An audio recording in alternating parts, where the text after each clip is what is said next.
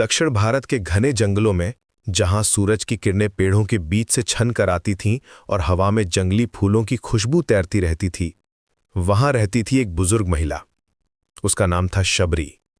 वो भील जनजाति से थी और समाज उसे नीची नजर से देखता था। लेकिन शबरी के दिल में था कुछ और ही, भगवान राम के लिए अटूट प्रेम और भक्ति। उसके चेहरे पर हमेशा एक शांत मुस्कान रहती थी, जैसे वो कोई गहरा राज जानती हो। शबरी का जीवन आसान नहीं था। बचपन से ही उसे समाज की कड़वाहट झेलनी पड़ी थी। जब वो छोटी थीं तो गांव के लोग उसे कुएं से पानी भरने नहीं देते थे। बाजार में अगर वो कुछ खरीदने जाती तो दुकानदार उससे दूरी बनाकर रखते।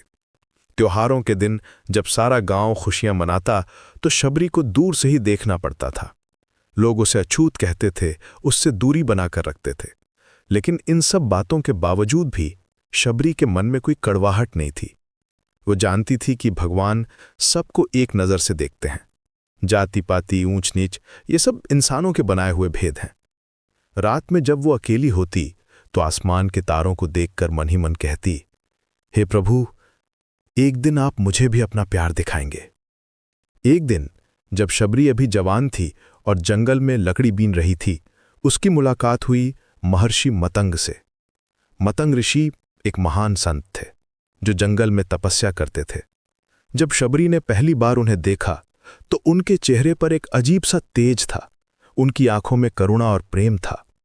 उन्होंने शबरी के दिल की पवित्रता देखी, उसकी भक्ति को पहचाना।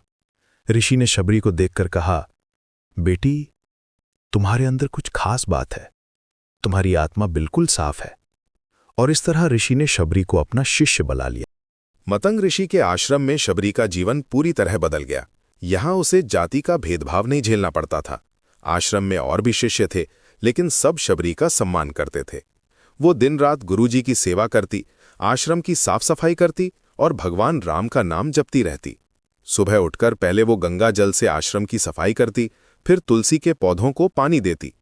दोपहर में गुरुजी के लिए खाना बनाती और शाम को उनके साथ बैठकर धर्म की बातें सुनती। उसके दिल में एक ही इच्छा थी, कभी भगवान राम के दर्शन हो। गुरुजी ने शबरी को राम भक्ति की गहराइयां सिखाईं। वो रोज उसे समझाते कि भक्ति क्या होती है। देखो बेटी, भक्ति का मतलब सिर्फ मंत्र जपना नहीं है। भक्ति का मतलब है अपने दिल को पूरी तरह भगवान के लिए खोल देना। जब तुम किसी का भला करती हो तो वो भी भक्ति है। जब तुम किसी को माफ करती हो तो वो भी भक्ति है। उन्होंने बताया कि भगवान के लिए जाति धर्म कोई मायने नहीं रखता। जो सच्चे दिल से भगवान को पुकारता है, भगवान उसके पास जरूर आते हैं।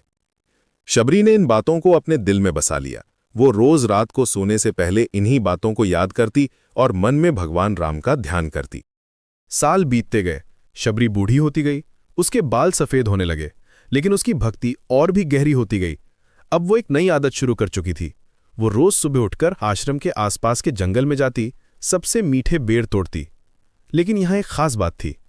हर बेर को वो पहले चखती, फिर अगर वो मीठा होता तो उसे भगवान राम के लिए रख देती।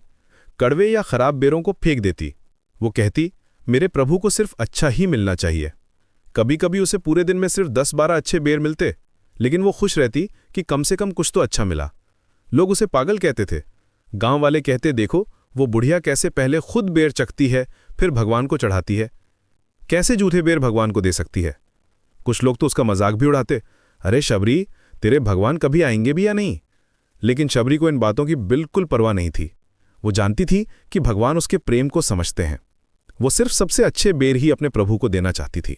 वो अपने दिल में कहती, जो लोग नहीं समझते, लेकिन मेरे राम जी जानते हैं कि मैं उन्हें कितना प्यार करती हूं। एक दिन मतंग ऋषि ने शबरी को बुलाया। वो बहुत बूढ़े हो गए थे और उनका समय आ गया था। उनकी आवाज में कमजोरी थी, लेकिन आंखों में अभी भी वही तेज था। उन्होंने शबरी के सिर पर हाथ रखकर कहा, बेटी, मैं अब जा रहा हूं, लेकिन तुम चिंता मत करना, तुम्हारी भक्ति व्यर्थ नहीं जाएगी।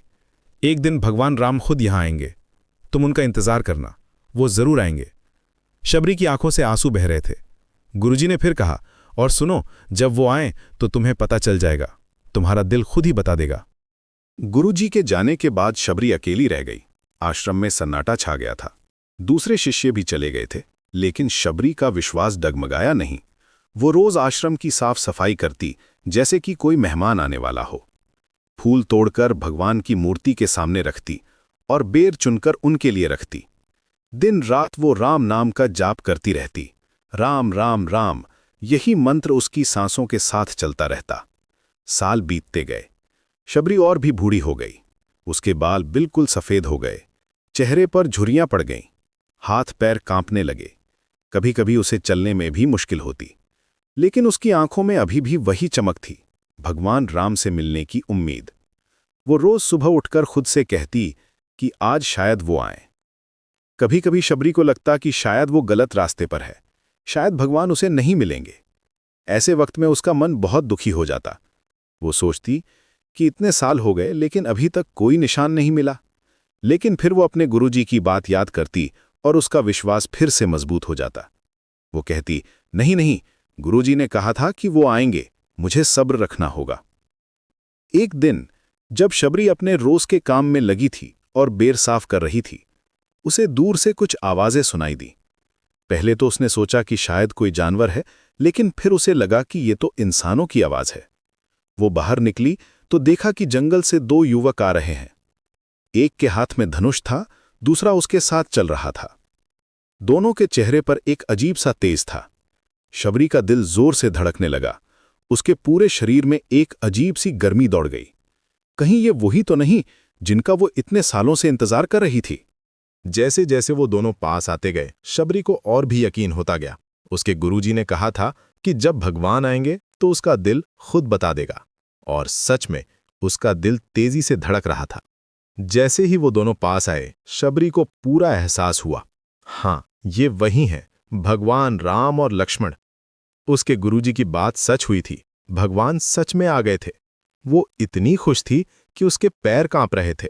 शबरी की आंखों से आंसू बहने लगे। ये खुशी के आंसू थे जो इतने सालों से रुके हुए थे। वो भगवान राम के पैरों में गिर पड़ी। उसकी आवाज कांप रही थी, प्रभु, आप सच में आ गए। मैंने कितने साल आपका इंतजार किया है, कितनी रातें जाग कर गुजारी हैं। आज मेरी सारी तपस्या सफल हो गई। भगवान राम ने बहुत प्यार से शबरी को उठाया। उनकी आवाज में कितना प्रेम था। माता, हम आपकी भक्ति से बहुत प्रभावित हैं। आपने हमारा इतना इंतजार किया है। आपकी भक्ति ने हमें यहां खींच लिया है। राम जी ने शबरी के आंसू पोंछे और कहा, अब रोइए मत, हम यहां हैं। शबरी ने जल्दी से अपने बेर लाकर भगवान राम को दिए। उसके हाथ कांप रहे थे। प्रभु, ये मैंने आपके लिए चुने हैं। हर एक को मैंने चखा है, सिर्फ मीठे वाले ही रखे हैं। मुझे माफ करिए कि ये जूठे हैं, लेकिन मैं सिर्फ आपको सबसे अच्छा देना चाहती थी। लक्ष्मण जी को थोड़ी हिचकिचाहट हुई। वो सोच रहे थे कि जूठे बेर कैसे खाएं, लेकिन भगवान राम ने बिना किसी झिझक के बेर खाए। हर बेर खाने के बाद वो मुस्कुराते। वो बोले, माता, इतने मीठे बेर हमने कभी नहीं खाए। इनमें आपके प्रेम का स्वाद है। ये प्रेम का स्वाद किसी अमृत से कम नहीं है। राम जी ने लक्ष्मण की तरफ देखा और कहा, लक्ष्मण, तुम भी खाओ। ये सिर्फ बेर नहीं है, ये शबरी माता की भक्ति है। शबरी का दिल खुशी से भर गया। उसकी सारी तपस्या, सारा इंतजार सफल हो गया था। भगवान ने उसकी भक्ति को स्वीकार किया था। वो बार बार राम जी के पैर छू रही थी और कह रही थी, धन्य हो गया मेरा जीवन प्रभु, धन्य हो गया। भगवान राम ने शबरी से पूछा, माता, आप कुछ और चाहती हैं? कोई वरदान मांगिए। शबरी ने हाथ जोड़कर कहा, प्रभु, अब मुझे कुछ नहीं चाहिए। आपके दर्शन हो गए, यही बहुत है। मेरी जिंदगी सफल हो गई। बस एक बात कहना चाहती हूं, जो लोग सच्चे दिल से आपको पुकारते हैं, आप उनके पास जरूर आते हैं। जाति पाति ऊंच नीच कुछ मायने नहीं रखता। आपके लिए सिर्फ प्रेम मायने रखता है। भगवान राम मुस्कुराए। उनकी मुस्कान में कितनी गर्मजोशी थी। माता, आपने बिल्कुल सही कहा। भक्ति में कोई भेदभाव नहीं होता। आपकी भक्ति ने हमें यहां खींच लिया। आप हमारी सच्ची भक्त हैं। उस दिन के बाद शबरी की कहानी पूरे जंगल में फैल गई। जो लोग पहले उसे नीची नजर से देखते थे, वो भी अब उसका सम्मान करने लगे। लोगों को एहसास हुआ कि भगवान के सामने सब बराबर हैं। जाति या समाज की स्थिति से कोई फर्क नहीं पड़ता। सिर्फ सच्ची भक्ति और प्रेम मायने रखता है। गांव के बुजुर्ग अब बच्चों को शबरी की कहानी सुनाते और कहते, देखो, भगवान कैसे अपने भक्तों को नहीं भूलते। शबरी की कहानी आज भी हमें सिखाती है कि धैर्य और विश्वास के साथ अगर हम भगवान को पुकारें तो वो जरूर आते हैं। चाहे कितनी भी मुश्किलें हों, चाहे समाज कुछ भी कहे, सच्ची भक्ति कभी व्यर्थ नहीं जाती। शबरी ने हमें दिखाया कि भक्ति में कोई छुआछूत नहीं होता। भगवान प्रेम के भूखे हैं।